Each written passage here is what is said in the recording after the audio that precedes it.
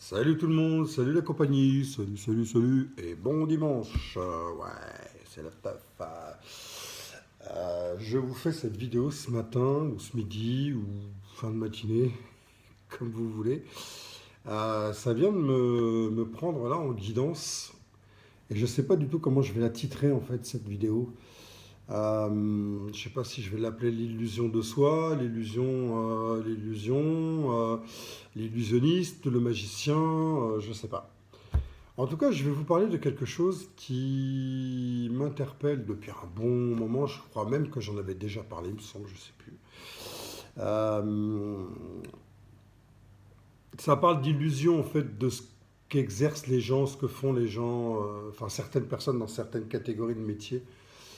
Et je vais parler notamment du bien-être et du soin, du soin énergétique, magnétisme, tout ça.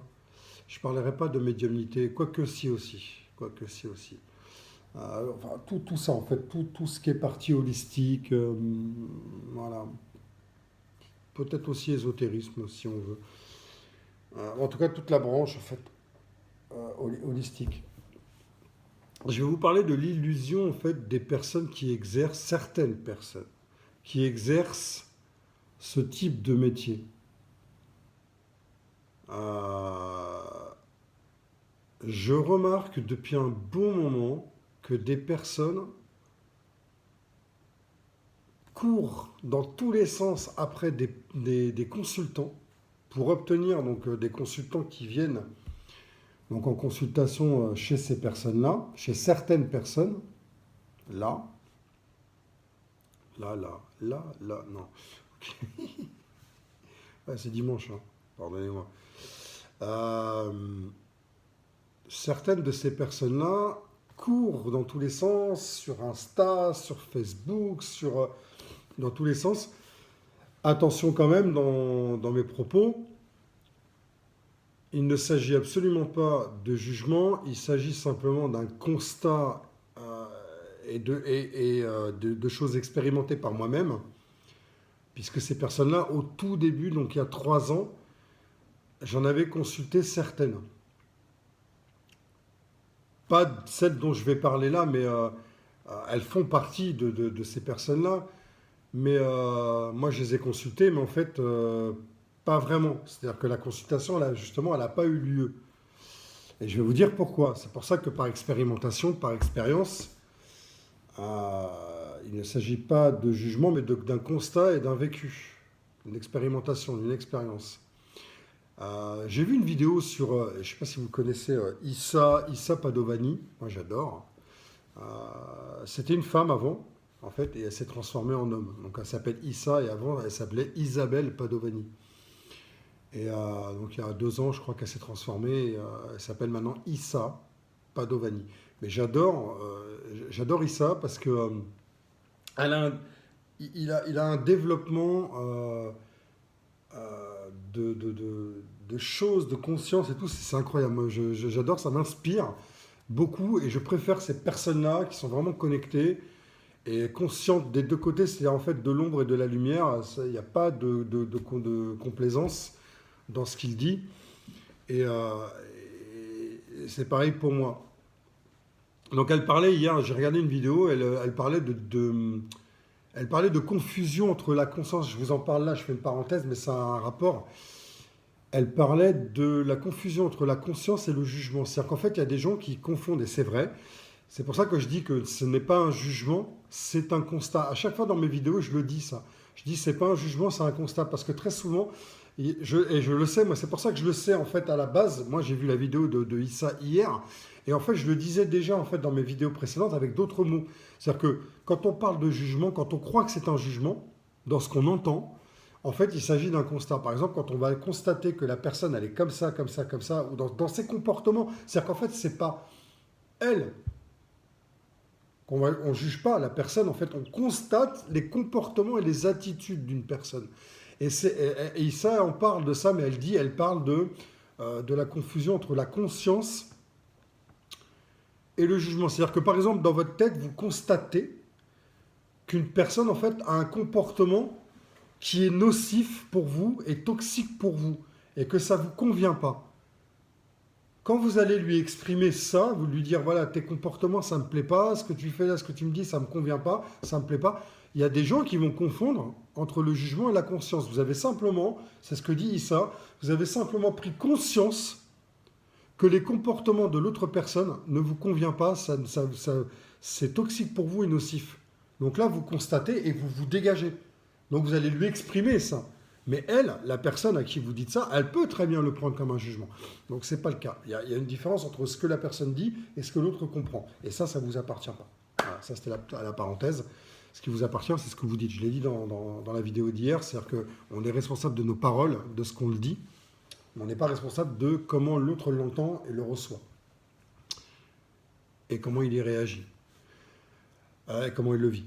Ça lui appartient. À la vôtre, santé, c'est du thé, j'en bois tous les jours, et de l'eau. Que ça. Voici mon hygiène de vie. Du thé et de l'eau.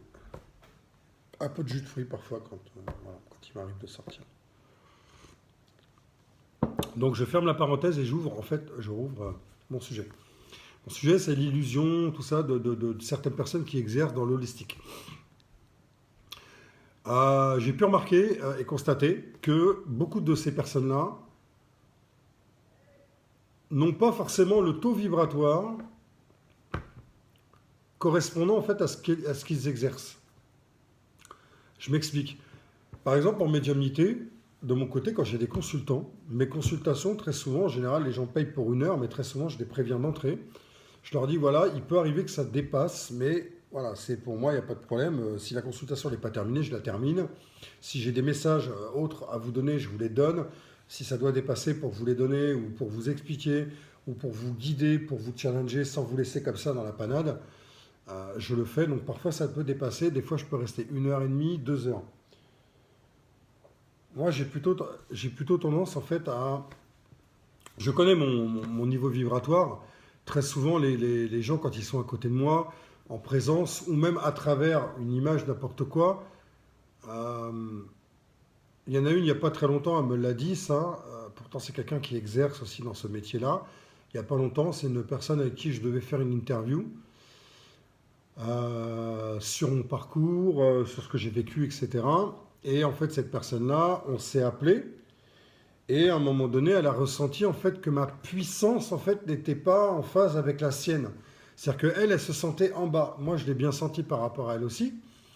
Et en fait, elle me disait non, mais il faudrait que tu baisses ta puissance parce qu'en fait, moi, j'y arrive pas et tout. Avec toi, là, en fait, t'es trop puissant pour moi. Quelqu'un qui vous dit ça, il n'y a pas de problème. C'est juste qu'en fait, vous êtes au-dessus de son niveau vibratoire. Et il n'y a pas de problème pour ça. C'est pour ça que je vous parle de niveau vibratoire, de taux vibratoire. En fait, ça m'arrive souvent. Moi, même quand je vais consulter avec quelqu'un d'autre, avec un autre médium ou avec...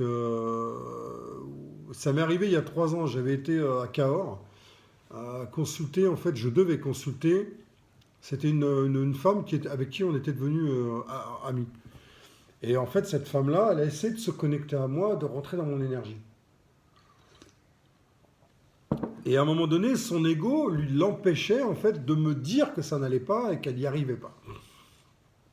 Donc je lui dis qu'est-ce qui se passe. Moi j'étais déjà médium, moi, donc en fait je sentais ce qui se passait, je lisais même ses pensées en télépathie, parce que je lis moi les pensées des gens. Je lis en fait leur âme, je lis tout en fait, je vois tout sur eux. Donc ils ne peuvent pas me mentir, c'est pour ça que c'est important de le dire et de le répéter, de le redire. C'est qu'un médium, vous ne pouvez pas lui mentir, surtout s'il est très précis, très affiné. Donc vous ne pouvez pas lui mentir en fait. Même si vous lui dites quelque chose, lui il entend autre chose dans votre corps, dans votre vibration. Donc c'est même pas la peine d'essayer. Mais il y en a qui essayent encore. Hein. Moi il n'y a pas longtemps, il y a encore une personne qui a essayé. Hein. Mais je ne lui ai pas répondu en lui disant « Ouais, tu sais, moi je sais que tu es en train de mentir, tu vois. » Je lui dis pas. Je lui dis pas parce que c'est son chemin. C'est son chemin, et si je lui dis, elle va pas forcément se rendre compte qu'elle a menti, parce que parfois c'est inconscient. C'est pas volontaire, des fois c'est pas délibéré. Donc la personne, elle va mentir, pas délibérément, c'est complètement inconscient. C'est juste que son ego inversé, son ego blessé, va essayer de la protéger de sa vulnérabilité. Parce qu'à ce moment-là, elle se sent vulnérable face à l'autre personne. Donc elle va mentir, elle va modifier la vérité, et parfois elle va renvoyer la responsabilité à l'autre dans une pensée. C'est-à-dire en fait, voilà, il y a une personne qui m'a fait ça, qui a pensé pour moi que moi je pensais qu'en fait ce qu'elle représente elle dans son exercice, je parle de musique, hein, dans ses chansons, que c'était pas mon style. Donc elle a pensé pour moi, elle m'a pas posé la question. Je vous donne un exemple hein, par rapport à l'illusion de ce que vous pouvez voir des gens, et je vous parlerai de vibration après. C'est qu'en fait des personnes comme ça, donc cette personne m'a dit, eh ben, parce qu'en fait elle cherchait un musicien. Voilà, je vais vous raconter en fait pour que vous compreniez, parce que sinon, elle cherchait un musicien. Moi j'ai vu l'annonce, donc elle cherchait un musicien, j'ai répondu. Et vous savez comme moi qu'en général, quand quelqu'un cherche quelqu'un, en dessous, il y a tout le monde qui fait des commentaires, qui met des commentaires sur Facebook en disant oui, je t'envoie un MP, je t'envoie un MP, je t'envoie un message privé, ta. Donc ils sont tous derrière. Là, il n'y a aucun commentaire. Il n'y a rien, il n'y a rien. Moi, j'observe tout. Tout. Je ne me fais pas juste une idée sur un truc, non, c'est un ensemble de choses. Et là, donc je contacte cette personne que je connais, qui est dans mes amis. Je la connais, en fait, on s'est déjà rencontrés à Toulouse. Je la connais. Bon, en tout cas, je ne la connais pas, la personne en elle-même, à l'intérieur, je la connais, oui, si, en médiumnité, si, je la connais, je sais ce qu'elle vit, je sais qui elle est. Mais dans sa partie humaine, je ne vis pas avec elle, je ne la côtoie pas 24/24. Je la contacte, parce qu'en fait, sa musique, moi, j'aime bien, donc je peux très bien l'accompagner. Et puis elle m'a déjà vu jouer, puisqu'en fait, dans les lieux où on s'est vu, c'est là où je jouais, moi. Donc en fait, elle m'a vu. Je lui dis, bah, écoute, tiens, tu me demandes pas. Moi, je lui renvoie, en fait, à elle. Je sens, moi, une peur en tant que médium. Je sens une peur chez elle de me demander de travailler avec elle. Je le sens.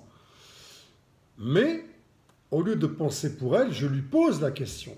Je lui envoie, je lui dis, est-ce que tu as peur de me demander de travailler avec toi? Donc je lui pose la question. Je ne pense pas pour elle. Si elle me dit non, bon bah, elle me dit non, même si elle ment. Ça ne me regarde pas si elle ment. C'est pas à moi qu'elle ment, ça elle. Donc c'est ce qu'elle fait. Elle me dit oh, non, mais je ne crois pas que ma musique soit ce que tu aimes bien, enfin ce que tu... Voilà. Elle me dit ça. Là, elle me renvoie la responsabilité de ce qu'elle pense pour moi. C'est-à-dire qu'elle pense que comme je n'aime pas sa musique, bah en fait, elle n'a pas à venir vers moi pour me demander de bosser avec elle. Et c'est là où le mensonge il arrive. C'est-à-dire que la réalité, derrière, énergétique et vibratoire, c'est qu'en réalité, elle n'a pas envie de travailler avec moi. Mais elle n'ose pas me le dire. Elle a peur de me le dire. Parce que c'est quelqu'un qui a peur d'elle-même, qui a peur des autres, qui a peur d'être rejeté et qui a peur de passer pour une mauvaise personne. Voilà. C'est le cas, c'est son cas, mais c'est le cas de beaucoup d'autres personnes. Voilà. Donc en fait, moi je ne lui ai pas répondu à ça non plus. Enfin, j'ai répondu derrière en lui disant bah non, pas du tout. Non, c'est ce que tu crois toi, mais c'est pas la réalité. Et quand je lui dis non, c'est très possible que je puisse bosser avec toi. De là, elle m'a pas répondu du tout. Et vous savez que le silence de quelqu'un, c'est une réponse. Et très souvent, les gens pensent que une réponse, ça doit être écrite ou verbalisée. Ben non.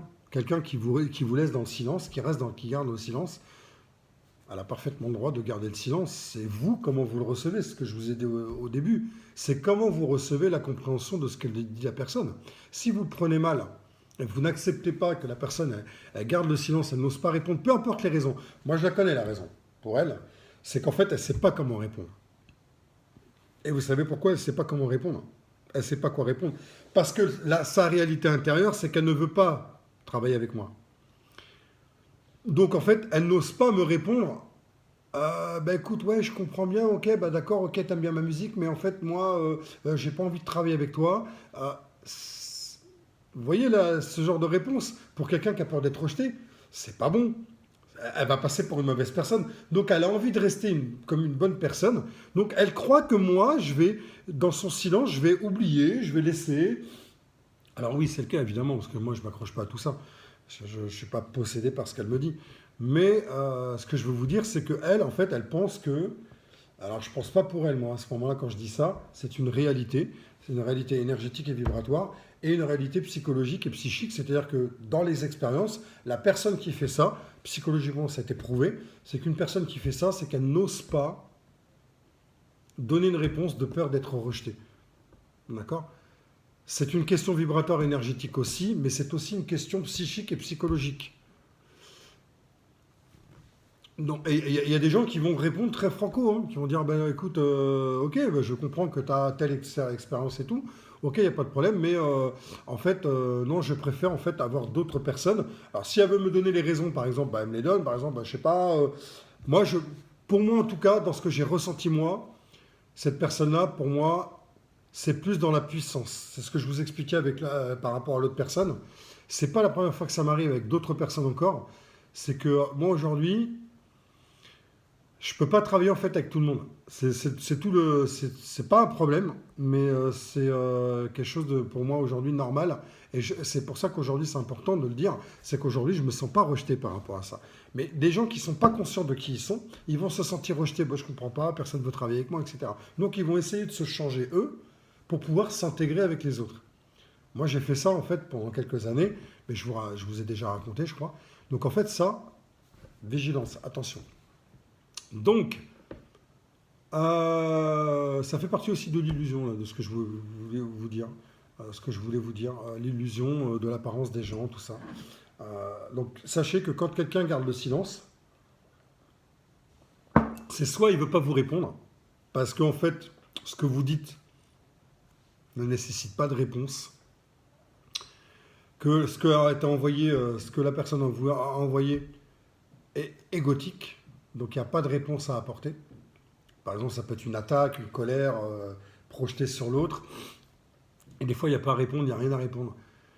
Face à la colère de quelqu'un, parfois, il n'y a rien à répondre. Parfois, le silence, de répondre le silence, ça renvoie un miroir, ça renvoie le miroir à la personne, en fait. Vous lui renvoyez son miroir. C'est-à-dire que vous ne jouez pas le miroir de l'autre. Parce que si vous lui répondez, vous jouez son propre miroir qui vous a projeté. Ça veut dire qu'il y a quelque chose chez vous qui est touché. Si vous gardez le silence, alors moi, il y a plusieurs cas de silence, hein. Là, la personne dont je vous parle, elle me renvoie un silence, ça ne veut pas dire qu'elle ne me renvoie pas le miroir ou elle ne veut pas jouer le miroir pour moi. Ça, ce n'est pas ça. Il y a plusieurs sortes de silence et de miroir. Elle me renvoie un silence parce qu'elle ne sait pas comment répondre, elle ne sait pas comment me dire non, je ne souhaite pas travailler avec toi. Et ça, c'est une question vibratoire énergétique. Ce n'est pas une question de compétence ou quoi. Donc, elle va préférer prendre d'autres personnes qui sont beaucoup moins puissantes, vibratoirement, énergétiquement, parce qu'elles auront moins de charisme. Elles auront moins de charisme, elles auront moins de... Alors, il y en a, quand ils vont recevoir ce message que je suis en train de donner, ils vont dire, waouh, lui, il a un putain d'ego, waouh, le mec, il charisme et tout, lui, il se prend pas pour n'importe qui. Ben, c'est tout le problème, en fait, des gens qui reçoivent ce genre de message. Les personnes qui reçoivent ça de cette manière-là, ce sont des personnes qui, elles, n'osent pas exprimer ce qu'elles sont dans leurs compétences et dans leur être. C'est-à-dire que si vous êtes bon dans quelque chose et que vous dites, vous faites une vidéo, vous dites ouais, bah écoute, moi dans cet instrument-là, je suis très bon. Bah, c'est une réalité. Si vous êtes très bon, bah oui. Donc on l'exprime. Eh bien moi, je sais que dans ma vie, dans mon expérience, j'ai eu beaucoup de personnes qui m'ont renvoyé ce charisme-là, cette puissance en miroir. Donc soit ils n'osaient pas me côtoyer parce qu'ils avaient peur de moi, en réalité ils avaient peur d'eux-mêmes. Et en fait, oui, j'ai quelque chose, en fait, oui, ça, maintenant je le sais. J'ai quelque chose qui se dégage et du coup les gens n'osent pas en fait être à côté de moi ou n'osent pas s'exprimer auprès de moi et n'osent pas, ils se sentent en fait un petit peu en dessous. Et il y en a d'autres qui me prennent complètement normalement, ils n'ont pas de problème avec ça, il n'y a rien. Bon, je reviens à cette personne-là. Donc voilà, en fait, cette personne, c'est juste qu'elle n'ose pas me dire non. Et elle me disait dans son message, elle me disait à un moment donné, ah mais tu sais, non, mais moi tu sais, j'ai plein de propositions. Ah bon? Ah bon? Comment mentir à un médium? C'est incroyable. Il y en a qui essayent encore, hein. Bah, continuez d'essayer parce que moi je dis rien, moi je leur dis rien en fait, je leur réponds pas ouais t'es en train de mentir, pas comme le gamin avec le Nutella sur la bouche là. Il dit non c'est pas moi. C'est des réactions en fait tout simplement d'enfants que je vois parfois chez mes consultants à qui je donne une information sur elles dont elles n'ont pas conscience. Moi je l'ai. Je leur donne, elles me disent non, non, non, non. Et puis elles se racontent une histoire. Et puis à un moment donné, je leur dis ok, c'est l'histoire que vous vous racontez. Et en fait, c'est l'histoire qu'elles se racontent. Et à un moment donné, quand on continue à discuter, quand on continue de creuser, elles se rendent compte consciemment qu'effectivement, elles ne sont pas du tout sur les rails. Et là, à ce moment-là, elles reviennent, hop là. Donc, je vous parlais de l'illusion. Donc, cette personne-là, voilà. Je ne lui ai pas répondu. Je ne lui mettrai pas le nez dans son mensonge. Ça la regarde, elle va cheminer. Dans son expérience, elle a besoin de cheminer, elle a besoin de comprendre quelque chose. Et moi, j'ai compris ce qu'elle a besoin de comprendre. C'est-à-dire que dans son expérience, elle a eu il n'y a pas très longtemps, avant moi, enfin, avant que je lui demande, avant que je me propose moi, je me souviens, j'avais vu son annonce il y a même pas un an. Elle avait trouvé un batteur. Moi, je n'avais pas répondu à cette annonce-là, à cette époque-là. Elle avait trouvé un batteur. Et ce batteur-là, il est resté quelques mois, là, il a dégagé. Ils ont fait un ou deux concerts, il a dégagé. Cette femme-là, cette musicienne, cette artiste, c'est quelqu'un qui, si elle suit bien le bon mouvement, elle peut réussir quelque chose de très fort, de très bon. Elle a des très bonnes chansons avec des vrais textes, très profonds. Le problème, c'est qu'elle est mal entourée. Voilà. Mais c'est son problème à elle. C'est qu'elle a besoin de grandir là-dessus, elle a besoin de comprendre quelque chose. Donc son batteur, il n'est plus là. Donc soit, je ne sais pas pourquoi il est parti. Soit elle l'a dégagé, soit lui, il l'a dégagé parce qu'il a d'autres projets et que lui, il a juste profité d'elle et puis il s'est barré. Voilà. Mais moi, je ne le sentais pas déjà, ce mec-là. À la base, quand je l'ai vu sur les vidéos, ce gars-là, déjà, j'avais déjà senti son énergie. Donc, je le connaissais déjà intérieurement. Et comme elle est naïve, donc voilà. Ce que je voulais dire, c'est que donc elle avait trouvé ce gars-là, et ce gars-là, aujourd'hui, il est parti. Donc là, aujourd'hui, elle me fait croire qu'en fait, elle a plein de propositions. C'est pas vrai. C'est pas vrai parce que à Toulouse, les batteurs ne courent pas les rues en fait. Ils sont tous pris dans des trucs et tout. Moi, déjà moi-même, j'ai du mal à trouver des projets parce qu'en fait, euh, tous les postes sont pris. Parce que les mecs, en fait, avec le Covid, ils s'accrochent comme des sangsues, en fait, aux postes dans les groupes et avec les artistes. Donc ils font des dates et tout pour avoir leur intermittence et tout. Ils courent après ça. Et elle, en fait, elle cherche quelqu'un. Donc, en fait, au moment où je lui ai répondu, elle n'osait pas me demander. Mais comme je vous ai dit, en fait, c'est une question de puissance. Voilà. J'ai une vibration qui est assez haute, voilà, qui est une puissance qui est assez haute. Et il y a beaucoup de gens autour de moi qui le sentent, ça. Et notamment une femme qui est dans l'holistique, qui l'a senti, ça, par rapport à moi. Donc évidemment, il n'est pas question que moi je baisse ma puissance pour m'adapter à quelqu'un. Pas du tout. C'est ce que j'ai fait pendant quelques années. Moi, il y a quelques années, c'est ce que j'ai fait avec les gens pour m'adapter, pour m'intégrer avec les gens. Je me rabaissais en fait, je me mettais en dessous, j'essayais de pas trop être dominant, pas trop être puissant, pas trop ceci, pas trop cela, pour pouvoir m'intégrer. Ben, aujourd'hui, non. Non. Celui qui veut travailler avec moi, il reconnaît mes compétences, il reconnaît l'être que je suis. Celui qui ne veut pas travailler avec moi, peu importe ses raisons, il ne travaille pas avec moi. Et dans tous les cas, il aura raison. Dans tous les cas, il aura raison. Peu importe ses raisons, il aura raison. Parce que dans son univers, dans son monde à lui, dans sa réalité, il a des raisons. Ça ne me regarde pas, ça lui appartient. Donc voilà. Donc en fait, cette fille dont je vous parle là, elle va trouver quelqu'un certainement dans son mensonge. Mais comme elle va trouver quelqu'un qui correspond à son mensonge, elle va trouver quelqu'un qui est dans le même mensonge. C'est-à-dire qu'il n'a pas vraiment envie de travailler avec elle, mais comme il est en galère, il a besoin de trouver des dates, il a besoin de remplir son intermittence, il va aller avec elle. Mais il ne va pas lui dire ah, ton projet m'intéresse, c'est super bien, j'adore et tout, j'aime beaucoup et tout. hop, et à un moment donné, hop, il va repartir le gars. C'est ça l'illusion, des deux côtés. Donc voilà, donc là je vais vous parler de l'illusion. En fait, dans l'holistique, ce qui se passe, c'est qu'il y a des personnes qui, moi, je pose la question, et je me pose la question, comment font-ils? Je vous parlais de moi tout à l'heure, quand j'ai un consultant en ligne, des fois ça peut durer 1h30, 2 heures. Quand on parle à une personne, quand on discute, quand on échange de l'énergie à une personne, il y a un moment donné, ça fatigue. Moi, au bout de 1 heure, au bout de 1h30, 2 heures, avec un patient, enfin avec un consultant, une consultante, je me sens à un moment donné un peu crevé. Donc j'ai besoin de reprendre, de boire de l'eau, de reprendre. Et après, un peu plus tard, je ne sais pas, 2, 3 heures après, d'avoir un consultant. De nouveau en ligne. À ce moment-là, je peux. Bah, figurez-vous que j'ai pu remarquer à plusieurs reprises que des personnes qui exercent dans ces métiers-là de l'holistique, ils ont des consultants toutes les heures. Toutes les heures, ils ont des consultants.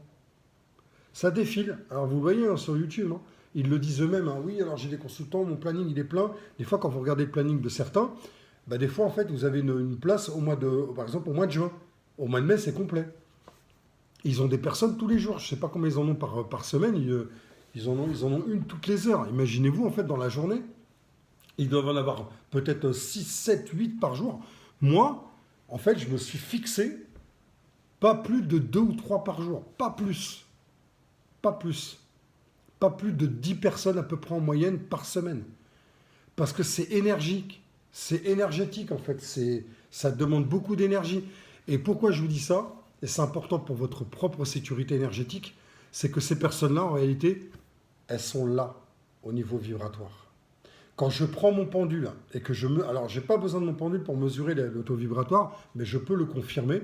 Moi, très souvent, je le mesure, en fait, dans mes ressentis. Je sais que la personne, à ce moment-là, elle a tel taux vibratoire. Taux vibratoire, en fait, vous le mesurez avec ce type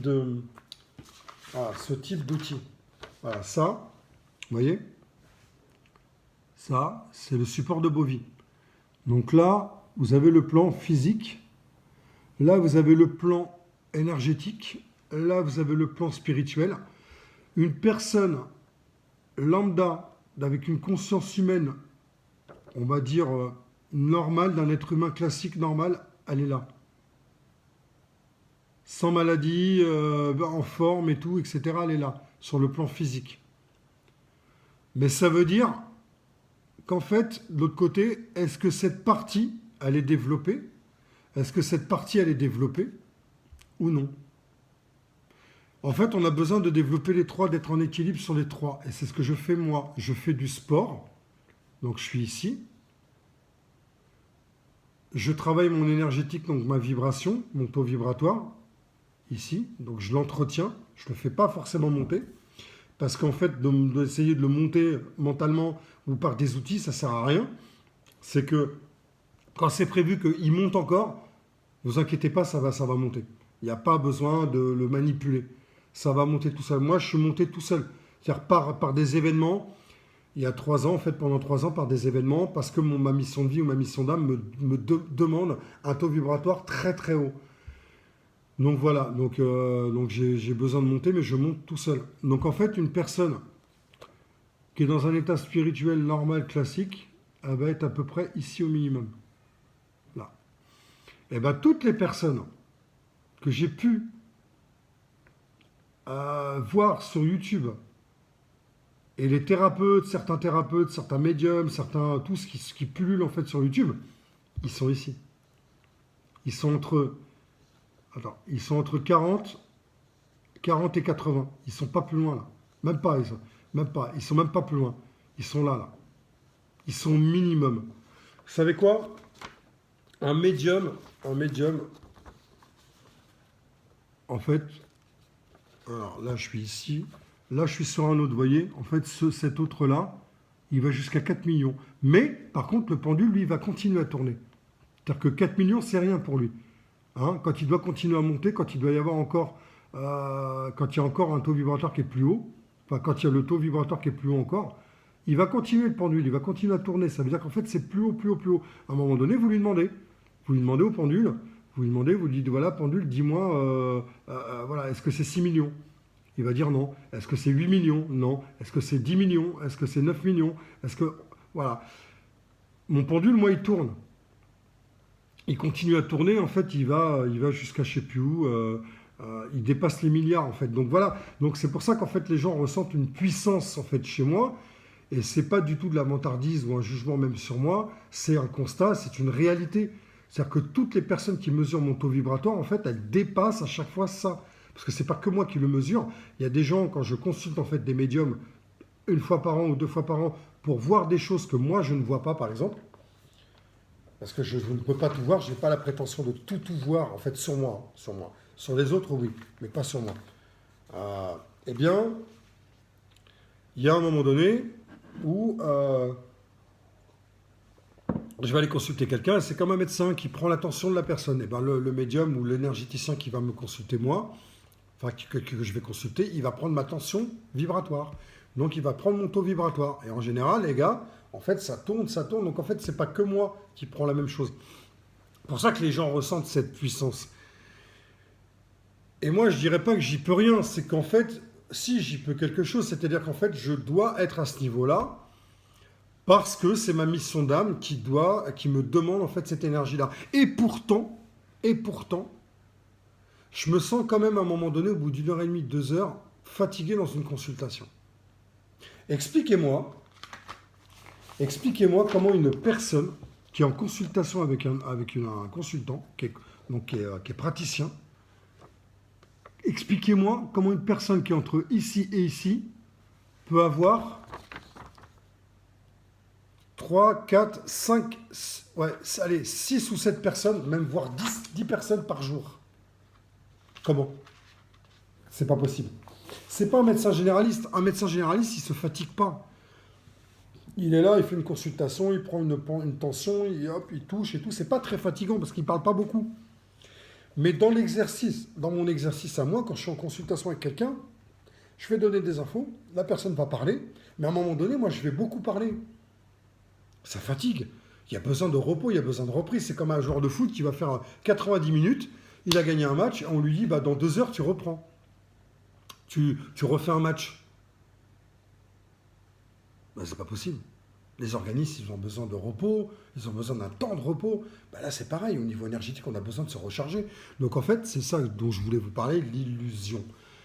Faites attention, enfin, soyez vigilants là-dessus, c'est qu'il y a des gens qui vous mentent sur leur taux vibratoire, sur leur vibration. Mais comme vous êtes dans une naïveté à ce moment-là, puisque vous n'avez pas cette conscience à ce moment-là de savoir qui vous êtes dans votre puissance, ça demande du discernement, et pour avoir du discernement précis et affûté, ça demande du travail sur soi. Et en fait, si on a la flemme, ça peut se comprendre, et ne jugez pas ça, patientez et travaillez dessus un peu plus tard.